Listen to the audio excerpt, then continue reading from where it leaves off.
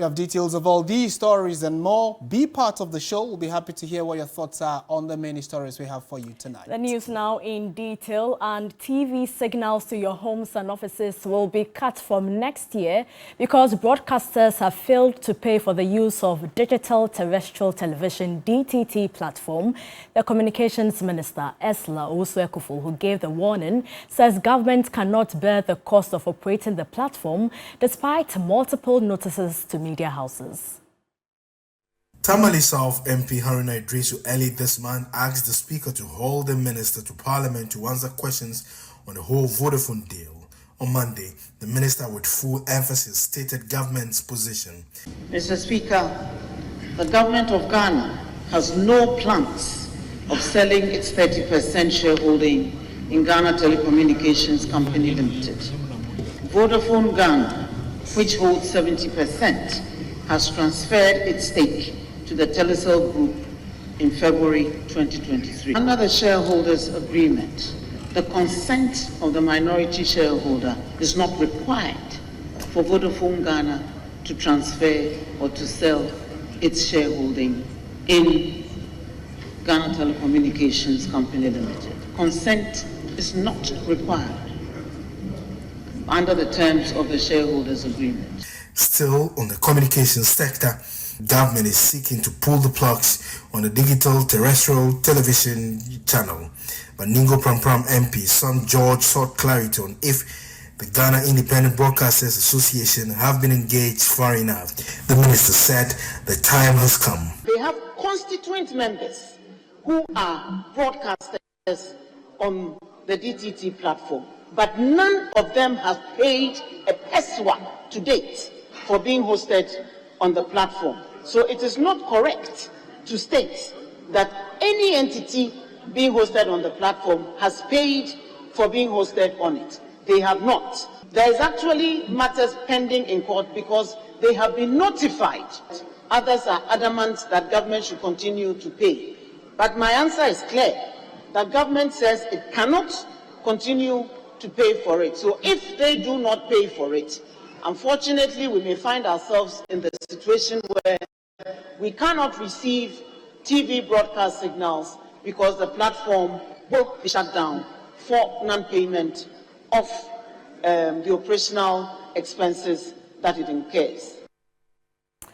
Let's speak to Cecil Sonkwa Mills. He's the president of the Ghana Independent Broadcasters Association and joins us for a conversation. Cecil, thank you so much for your time. First of all, is it true that your members are using the DTT platform without paying for it, as alleged by the minister? Good evening to your viewers. It's a bit simplistic to say it in that way, but all the stations, some are members, including the public broadcaster, are all using the DTT platform. And yes, payment has not happened because the payment scheme has not happened as per policy. So as I guess what Sam George had said earlier, a lot has happened, and it hasn't brought us to the point where legal payment has been issued. What was the terms of arrangement? Well, so GIBA has been a principal stakeholder, in fact, way before even the platform was launched, in terms of coming up with the whole structure and plan for the DTT platform. And we have been in this till a couple of years ago, when we have not had the opportunity to further engage. But what has happened is that I think there was a press release last year before we actually proceeded to court with both the ministry and the third party the third party company that is managing the platform.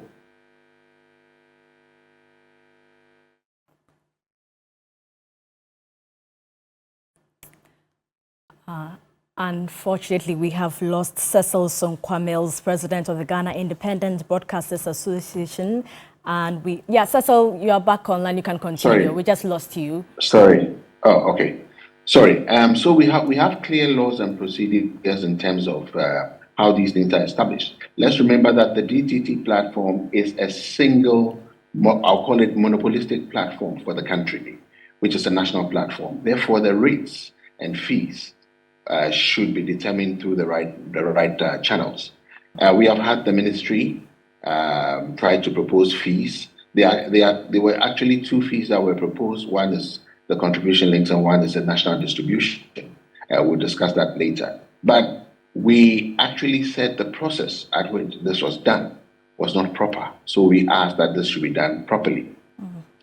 We forward this, we actually captured this in the press release we did last year.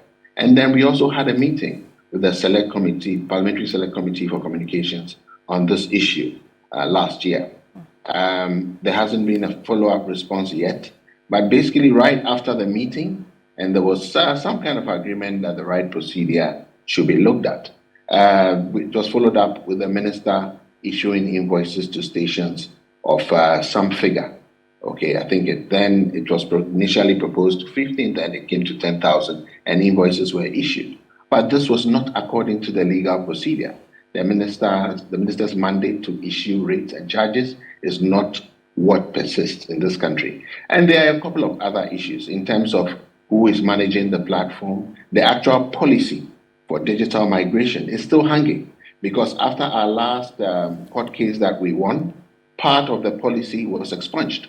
And therefore, we expected the ministry to judge again with the industry player, the stakeholders, and then come up with a new policy, which would have even embodied fees and rates. All this, unfortunately, is still hanging, but because of the threat of invoices, which was an instruction which came from the minister to a company that we did not know where exactly, we knew the name of the company, but we didn't know how it was constituted, so we proceeded to court. So as I speak now, we are in court, and we're waiting for a clarification from the court exactly if what is happening is the legal thing to happen. Cecil, thank you so much for your time. And Cecil Sonkwa Mills is president of the Ghana Independent Broadcasters Association. All right, so let's go on to some other stories now. Renowned economist Kwame Pienim says Ghanaians will bear the full burden of the country's economic crisis in the first quarter of next year. At an annual leadership lecture series at the University of Professional Studies, Accra, he predicted that the banking sector would be severely impacted. Ghana is currently under its 18th IMF program since independence. The country is waiting with bated breath for the approval of the board of the IMF in order to access the second tranche of $600 million under the program. Currently, the country is negotiating with its external creditors for debt restructuring. Speaking on reimagining Ghana's development trajectory for the next 33 years towards its 100th independence anniversary, economist Kwame Pienim bemoaned the inconsistency with the growth trajectory of the economy and predicted hard times in the first quarter of next year. Our banks are in trouble. They have to make up additional capital. Ghana Commercial Bank is looking for additional capital to make up the minimum capital adequacy ratios. By the first quarter of next year, we'll find out that the banks are laying off people. The banks will have less profit. Taxes will also go down. So the seriousness of the magnitude of the problems we face will come in the first quarter. And this is why it is important that all of us decide we need to change course. He also singled out the election of district chief executives as one of the policy initiatives that will ensure real development across the country. An elected district chief executive, repackaged, will make sure we have 265 centers of initiative for development. Not all of us sitting under the Jubilee House tree, waiting for manna to fall. Only one center thinking for us. UPSA awarded him for his contribution towards national development. The thoughts of an elderly statesman on the development trajectory for the next 33 years, culminating in Ghana's centenary celebrations. Duke Bento Poku, TV3 News, UPSA, Accra. Right, so staying on this subject, we've been joined by Professor Godfrey Buckman, who is a professor of finance and economic. He's joined us for a quick chat on this. Prof, good evening. Thank you for your time. Good to our cherished listeners and viewers. Yeah. Right. The respected economist Kwame Pienim, says that the first quarter of next year will be tough, and actually was making specific reference to the banking sector, saying that they are going to even bear most of the brunt. They'll be laying off staff. From where you sit as a co-economist, are you getting the same analysis? Well, I think generally the consensus has been that we have not turned the corner yet. We are not out of the woods yet. There's still a lot that we have to do as a country. If you recall, when COVID came 2020, towards the end, the discussion was whether the economic recovery was going to follow a V shape or a U shape. While government was very, very optimistic that we can easily bounce back, the considered view had been that this recovery could be very long, and it could be painful, and it could be costly. And I think that is what is playing out. The reality is that when you aid economic disruptions, like the way we have brought on ourselves, you cannot just jumpstart the economy like that, right? Having like a V-shaped recovery to just pick up suddenly. We've seen other countries that have done quite better compared to Ghana after 2020. In fact, you can look at the neighboring countries like Cote d'Ivoire. You can look at Rwanda. You can even look at Kenya. Okay, after 2020, if you look at the rate of progress, including Ethiopia, in terms of economic growth, is far better than that of Ghana. So, and it's simply because Ghana had gone so low, and also because the 2020 was an election year, we monetized the virus in the name of election, and therefore it has affected our ability to recover quite speedily. And therefore, and the reality also is that once you create an economic disruption like we have here, you just can't bottom out suddenly. It will take a while, and it could be very painful.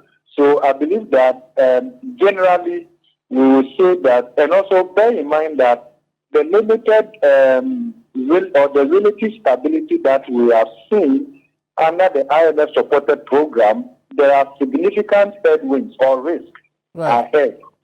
And especially when it comes to concluding the external debt restructuring, especially getting the agreement from the official creditor committee, which the IMF is waiting for the approval of the first review in order for us to get the $600 million. If you don't make that progress, then yes, towards the end of the year and especially first quarter of next year, it could really be serious for us. And if we are not careful, we could reverse the limited gains that we have made. But for now, we are just hopeful that we'll be able to scale the wall and then get the IMF $600 million. We also expect some $300 million from the World Bank, and then also some relief from the external debt restructuring, something in excess of $2 billion this year. If we're able to conclude a syndicated cocoa loan, all of that will provide some level of cushion for the currency. And then, but in terms of real economic recovery, broad-based and inclusive, we have a long way to go. Prof, finally and briefly, I hear you say that we have not turned the corner yet, but that is at variance to what the finance minister and government is saying, that we have turned the corner and the economy is getting better. At least we have a stable inflation for the last few months. The CD-dollar ratio seem to have also stabilized somewhat. These are signals of a positive economy going into next year. So how come you're seeing it otherwise? No, I think that I don't think that we have turned the corner. I mean, the data doesn't support that conclusively. We can agree to government to some extent that we've seen some relative stability, limited growth, but we are not out of the woods yet. If you look at the broad-based indicators, if you look at demand for cement, if you look at so many other indicators, in fact, even the inflation that we are seeing is stable. Inflation for last month, for October, inflation was 35.2%. By world average, it's still very high. Right. And Ghana's inflation rate at 35.2% is high even among our regional peers, and is high among our structural peers, and is high among our aspirational peers. Even if you look at the inflation, and you look at food inflation is 44%. Okay.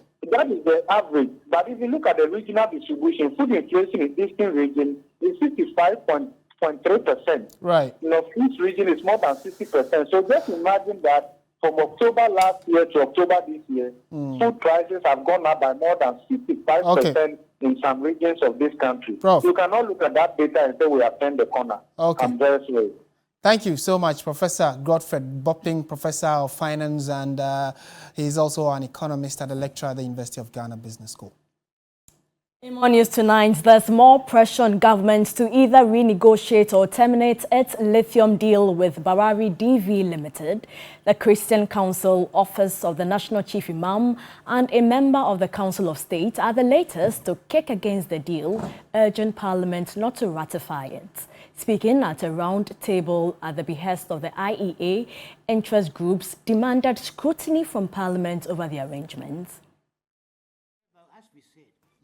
So Ghana has signed a 15-year lease agreement with BV Barari Mining Company for the exploitation of lithium in the country. According to the Ministry of Lands and Natural Resources, Ghana has a 30% participation with 10% royalties, which, according to the ministry, is a novelty. But the roundtable here at the Institute of Economic Affairs says the deal is not in the interest of Ghanaians. This lithium agreement is not in the interest of Ghana. That's my view. And if you all agree with me, then let us make a statement in support of the IEA to say that we do not think that this agreement is in the interest of Ghana and that we need to relook at this matter. Let us tell whoever is signing this document, and I don't even want to condemn our MPs, we will caution them and advise them to do what is what? Right. What is in the interest of Ghana. The religious leaders have asked Parliament to immediately refuse the deal and ask for a relook. The mineral resources of our country doesn't belong to us alone, but it belongs to the children unborn. Even as at that time, this point was made. Once the mineral resources of our country are supposed to be kept in trust, those who manage it do not own it. That's what it means. They are accountable to the largest structure of the society.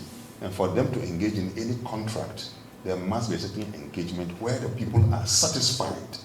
We cannot, as a nation, sit down and let this also go down the drain and let people take it away for us to suffer, our people to suffer.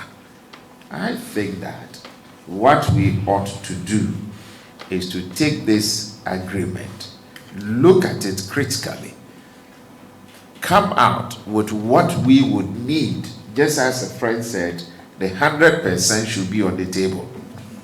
That this is what Ghanaians need. And then when we are looking at it, it should inure to the benefit of Ghanaians. Former Chief Justice Sufaya Akufu is calling for a national document on the exploitation of mineral resources in the country to guide exploitations in the future. There should be Ghana's policy on the exploitation. I like the word exploitation because it means you have it and you are now making the most of it. Yes, so the extraction, the processing, the production, the manufacture, everything. There should be a policy that is declared so that any agreement that's going to be signed or ratified henceforth, and that includes this one because it hasn't been ratified yet, yes, must at least have a particular framework which is a far departure from the colonial structure The roundtable has also said that in the next 7 days, it is going to petition Parliament and the presidency for the right thing to be done when it comes to the mining of lithium in the country. Grace Hamwajiman, TV3 News, IEA, Accra. Now, the Commission on Human Rights and Administrative Justice, SHRAJ, has warned of potential increase in witchcraft-related killings if assent to the anti-witchcraft bill delays any further. President Akufo-Addo, in a letter to Parliament on December 4, communicated to the House that he was unable to assent to the bill until associated constitutional matters were resolved. Christian Yali reports. President Akufo-Addo declined to assent to the Criminal Offences Amendment Bill 2023. This was after the Speaker of Parliament, Alban Bagbin, had criticised the President for failing to communicate his stance on the Criminal Offences Amendment Bill 2023, which seeks to criminalise attacks on suspected witches.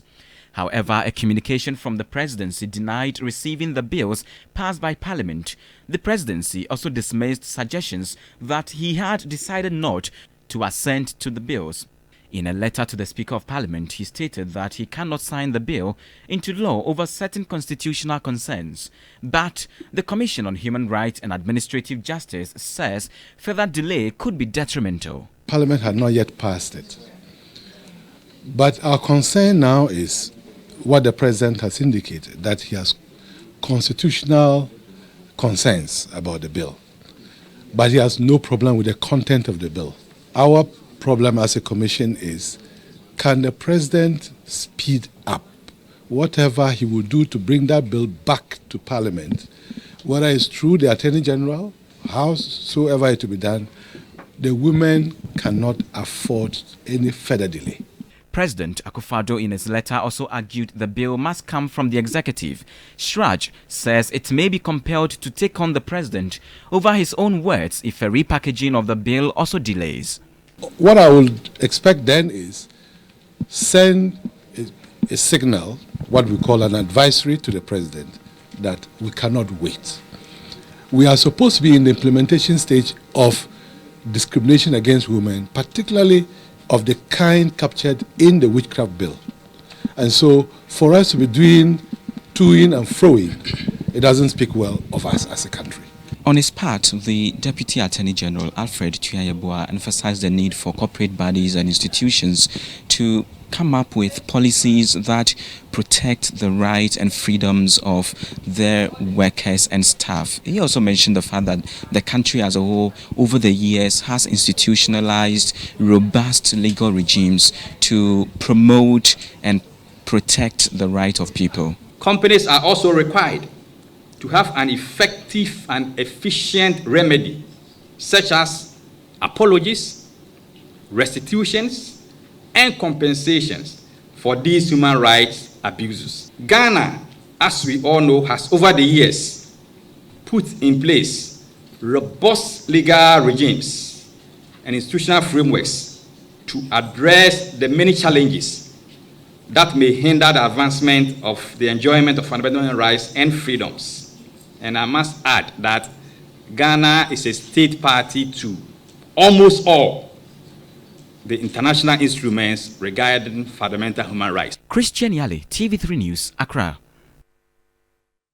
The Ashanti Regional Branch of the Conference of Heads of Assisted Senior High Schools, CHAS, has described as unfair the decision by the Ghana Education Service to interdict 7 senior high school headmasters in the region over alleged collection of unapproved fees. CHAS indicated that the heads of schools heard the news on traditional and social media even before they were served with their letters. This act, according to CHAS, was unjust. Regional Chairman Zakaria Suleiman Yeboah spoke to the media when he led all 7 headmasters to the Regional Education Directorate on Monday. They have all not received any letter to that effect. They heard the news on the social media. As CHAS Ashanti, we are not happy about it. We believe that at least if somebody's image is damaged, as they are here, they've been crying because they are receiving calls from across the globe asking what has happened, and so many issues. But the issue is that if after the investigations, it proved that they are right, what will you do to bring back the image lost? That is our problem. Because it is not easy to get your image back after being chastised, after being insulted, after being humiliated throughout the entire world. So we believe that at least there must be an avenue where we can all sit and then find out the issues that came about, and as a result there is an understanding that yes, I instructed that they did this or they should do that. These are the things that we were expecting from our bosses. That didn't happen. Still on education, the National Association of Graduate Teachers, NAGRAT, has cautioned senior high school heads against charging unapproved fees, but to allow government address challenges confronting the schools, including inadequate funding. NAGRAT President Angel Kabonu spoke to our Labour correspondent Daniel Opoku in Accra. 11 senior high school heads have been interdicted by the Ghana Education Service for charging illegal fees. For me, if I'm a headmaster, now, I go to school and I work to the rules. I go to school and I work with what is available. If during examination time there are no examination papers, I'll write to my regional director with copies to whichever office, when I'll be waiting. When they bring it, we'll write the exams. And that is what every headmaster or every headmistress should do. I will not take phone and call any parent, because when I call a parent, I'm soliciting for the parent to provide for us, which flies in the face of the rules.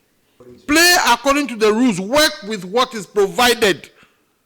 If food is inadequate, right. If there's no money for detergent, wait. Any parent who cannot come and take your child and go home. Work according to the resources that are available. Ghana's political system is dominated by established parties, which does not favor independent candidates. But an independent presidential aspirant, Dr. Samankra, believes he can break the trend in the 2024 general elections. The country's multi-party system is currently dominated by the New Patriotic Party and the National Democratic Congress, who frequently secure significant majority seats in national elections and the presidency.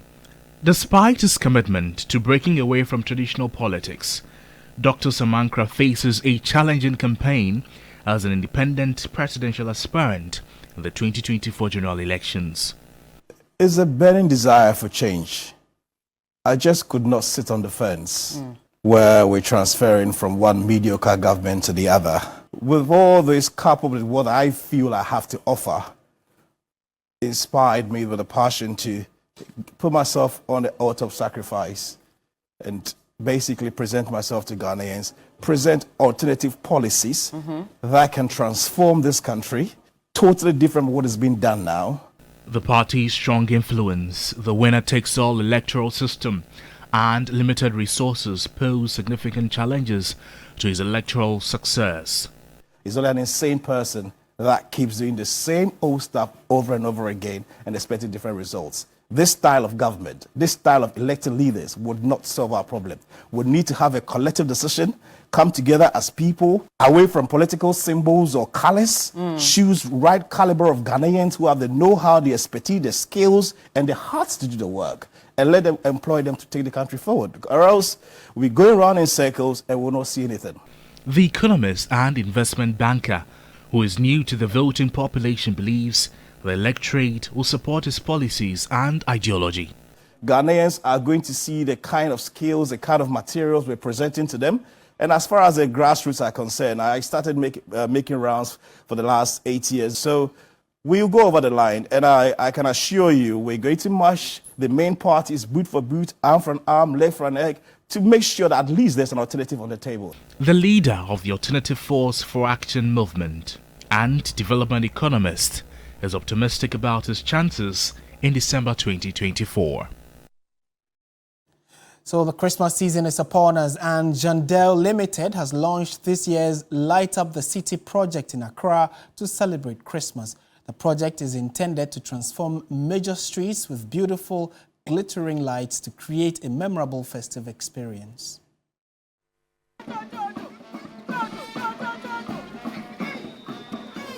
The launch began with a flow-through across principal streets, attracting people from all walks of life to witness the grandeur of the lights. CEO of Jandel Limited, Afi Amoro, highlighted the event's global significance in promoting Ghanaian tradition and beautifying the city.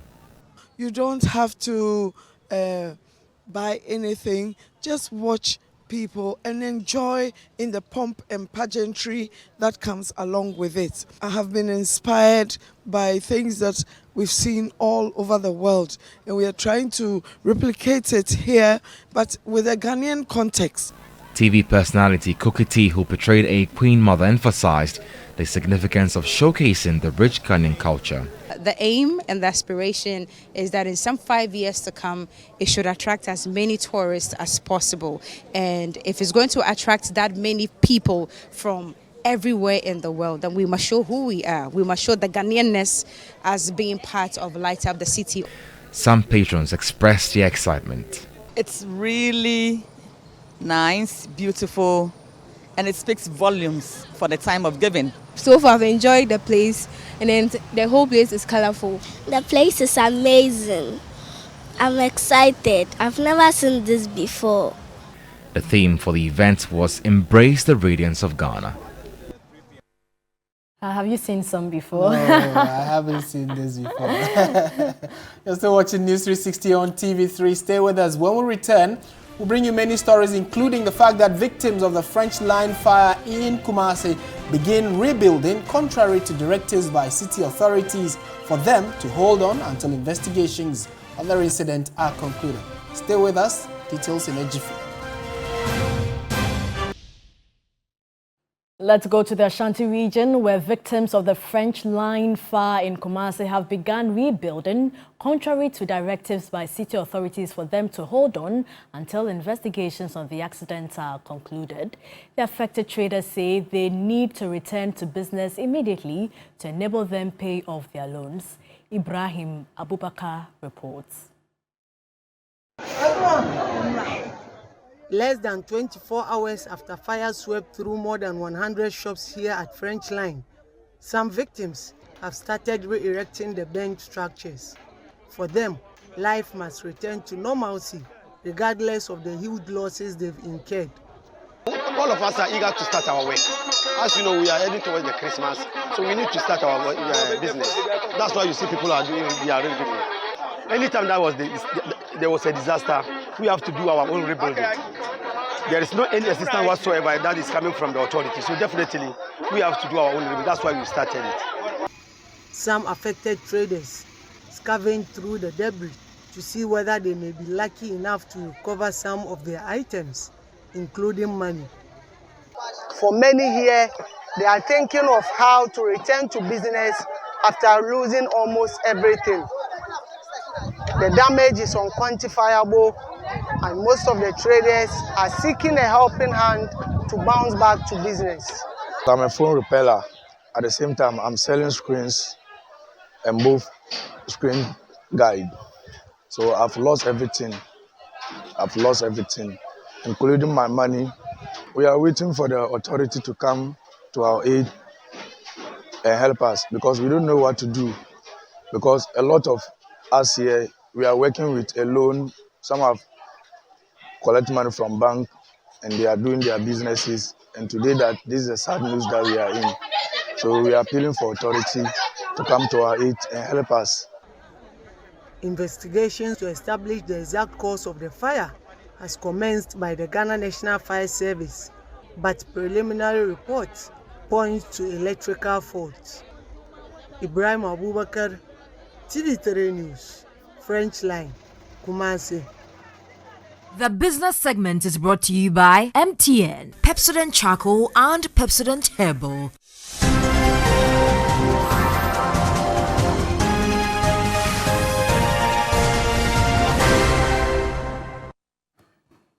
Welcome back to News 360 on TV3. Time now for business. Michael has joined us. Michael, we are entering into the festive season. Exactly. We need power to enjoy, but a lot of conversation going on in the power sector about capacity. What's it about mainly? Well, we spoke to an energy strategist who is calling for efforts to increase that because we are almost peaking. All right. Exactly. Okay, let's dig in. Hello there. Good evening. Welcome to the business segment here on News 360. I am Michael Obodu. Now, energy strategist and CEO of Eureka Energy Solutions, Dr. Yusuf Sulemana, is calling for urgent add-up to Ghana's electricity installed capacity. According to him, the country's current peak electricity demand is nearing the available and dependable capacity, which should be a cause for worry. Ghana currently has a total installed capacity of 5,134 megawatts for existing plants, with a dependable capacity of 4,710 megawatts. However, peak demand is currently around 4,500 megawatts and expected to continue to grow. If you have maybe your peak demand for power almost hitting your maximum available or your optimum available power, then you have a cause to worry. It means any small hitch or glitch on any of your supply routes in any of these areas that I mentioned, be it gas supply or payment issues, and maybe some amount of megawatt is threatened to be taken out from the basket or from the grid, then you will potentially be subjected to an erratic power situation or doom so. Dr. Yusuf Sulemana argues that Ghana needs to invest in new power plants, particularly renewable energy sources such as solar and wind. He also believes that the government needs to take steps to improve energy efficiency and reduce waste. Instances where we had problems, let me put it that way, it almost threatened to put the nation into a kind of erratic power supply situation, or what we normally call doomso. And so it shows that we are vulnerable, and then the high time we take pragmatic steps to beef up and create a buffer, a kind of a backup for our power situation, the better. Vlisco Ghana has introduced its latest brand, Satin Royal, aiming to provide customers with comfort and versatility. This latest addition to the Vlisco family promises to add luxury and sophistication to Ghanaian fashion enthusiasts' wardrobes. Satin Royal is a high-quality luxurious satin with vibrant colors and intricate designs inspired by Ghanaian culture, offering a wide range of colors and designs to cater to diverse tastes and preferences. In the part of Africa that we find ourselves, we are facing hot weather sometimes, and Satin Royal is really coming to bring some comfort. It's airy, you can do a lot of style, it doesn't limit your styles, okay, and it's not really for the ordinary kaba and slates. You can do much more with Satin Royal than any ordinary product that we have on the market. Creative Director for Stylista Ghana, Araba Stevens Akumpi, believes Vlisco's Satin Royal collection addresses a long-awaited designer need. Satin Royal, as a designer, is something that we've waited for so long. The comfort, the elegance, the way the fabric flows. There's so many things that you can do with it that you can't do with other fabrics. So you can dress it up. Let's say you have a gala or some big black tie event this Christmas. You can use it. At the same time, it's so comfortable that you can wear it from day to night. So you can make blouses, skirts, trousers, things that you can live in from morning to evening. And because of the elegance, it gives you a lot of versatility. Vlisco, established in 1846, is renowned for its high-quality wax print fabrics, a crucial aspect of African fashion culture. The Bulk Oil Storage and Transportation Company Limited, BOST, has donated assorted items valued at 100,000 cedis to persons displaced by the Akonsombo and Bondam spillages at Mepe in the Volta region. The items included bags of rice, cooking oil, and sachet water. General Manager of Corporate Communications and External Affairs at BOST expressed the company's commitment towards the well-being of the victims. They're currently housed in some makeshift and temporary structures, but they need to feed whilst they think to put their lives back together. So we are here with 170 25-kilogram bags of rice and 70 boxes of 12-liter mapped oil and 2,000 packs of sachet water. to help feed them at this point, whilst we join in the thinking that will lead to finding a more permanent solution to the crisis they are facing. District Chief Executive of North Tong, Osborne Fenu, who received the items on behalf of the victims, expressed gratitude to BOSS for the support. You know, once people have lost their farm, they are not farming, and so they will need to support them for a number of months before they settle, and so it's going to help a lot. We will ensure that everybody that is affected gets our own share of this thing. BOSS had earlier donated assorted relief items worth 100,000 cedis to support flood victims at Bupe in the central Gunja district in the Savannah region. That'll be all for the business segment here on News 360. I am Michael Obodu. Up next is sports.